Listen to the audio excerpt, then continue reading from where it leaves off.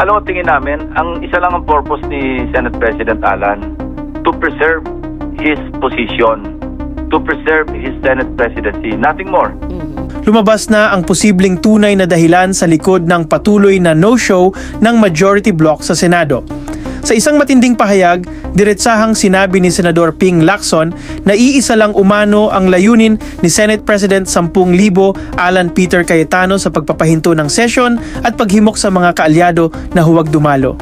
Kasi na-realize niya na ang ratio namin ngayon 11-11 eh.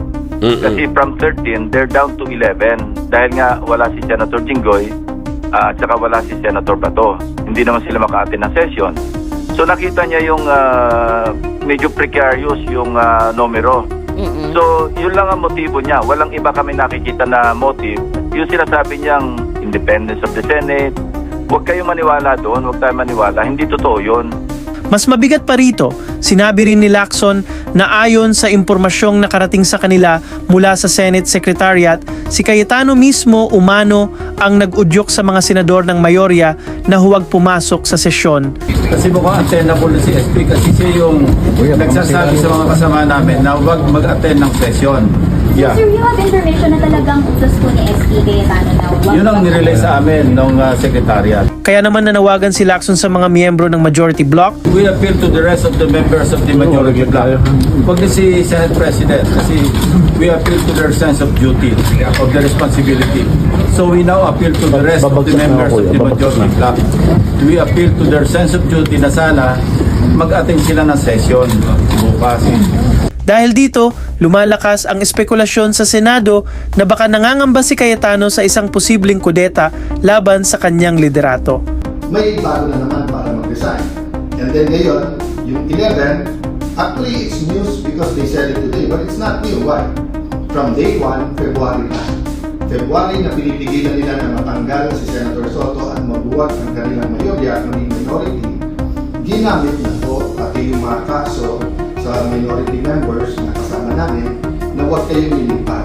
Noong 2020, bilang House Speaker, si Cayetano mismo ang tumangging sundin ang term sharing agreement kay Lord Alan Velasco at sinuspindi pa ang sesyon ng Kamara ilang araw bago ang nakatakdang turnover ng kapangyarihan. Pero nang palapit na ang napagkasundoang palitan ng liderato, payag man daw si Cayetano na bumaba, iba naman daw ang gusto ng kanyang mga taga-suporta. I am offering my resignation here and now. Pasensya na po, Speaker Alan, but I object to your offer of resignation. Sa gitna ng bagyong to, dapat mo bang pinapalitan ang iyong kapitan? October 14 dapat ang sinasabing usapan ng palitan ng liderato.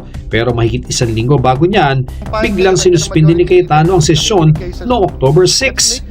Mas maaga sa orihinal na schedule na sa halip na October 16. We cannot simply go to the session hall even if 300 kami dyan and say that we resume the session. Diba? Because we can resume on November 16. Sa huli, nagtipon ang mga kongresista sa Celebrity Sports Plaza at naghalal ng bagong speaker sa katauhan ni Velasco habang wala si Cayetano. Wala rin akong ambisyon na tatagal dito sa pwestong to na puro problema.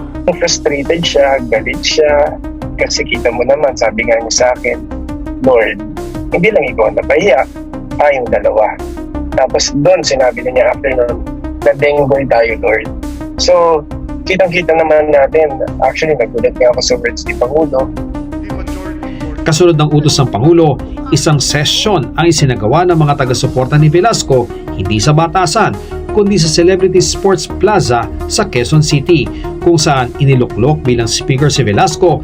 I respectfully nominate Representative Lord Alan Velasco for the position of Speaker of the House of Representatives.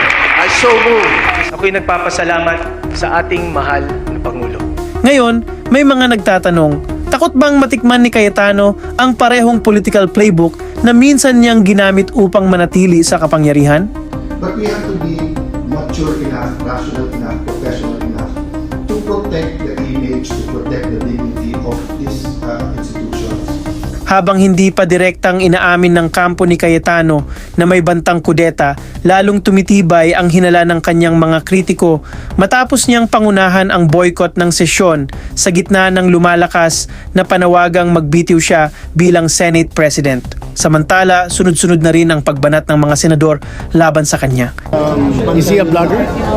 Tanong ko sa kanya, vlogger po ba si Senator Alan Cayetano?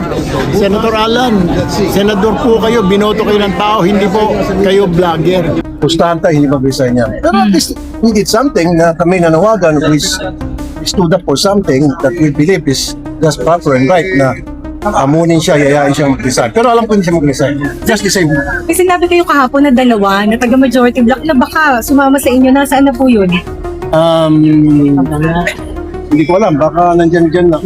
Ngayon, maging ang Pangulong Bongbong Marcos ay naumay na rin sa kaguluhan sa Senado simula nang naging Senate President si Cayetano. Kaya hinimok ng Pangulo ang Senado na bumalik na muli sa trabaho para sa taumbayan. Get back to work.